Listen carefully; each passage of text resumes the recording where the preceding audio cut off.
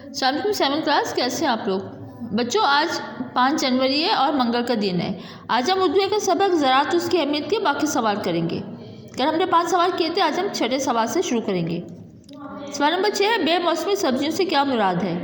اس کا جواب ہے جو سبزیاں اپنے اصل موسم کے علاوہ دوسرے موسموں میں اگائی جائیں انہیں بے موسمی سبزیاں کہا جاتا ہے۔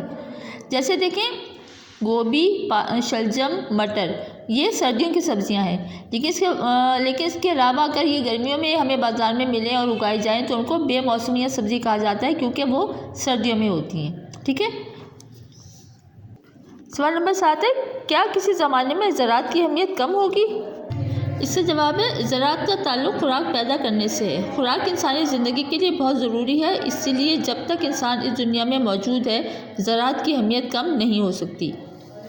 سوال نمبر 8 ہے، کون سی صنعتیں زرعی پیداوار کی مرہون منت ہیں؟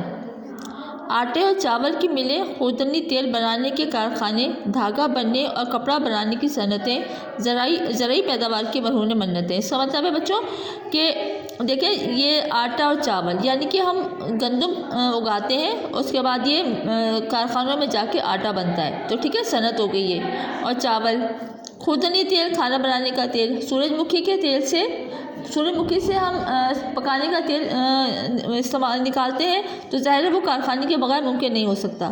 تو اس لیے کچھ چیزیں ایسی ہیں جو جب تک کارخانے اور ملیں کام نہ کریں وہ چیزیں ہمیں حاصل نہیں ہو سکتی۔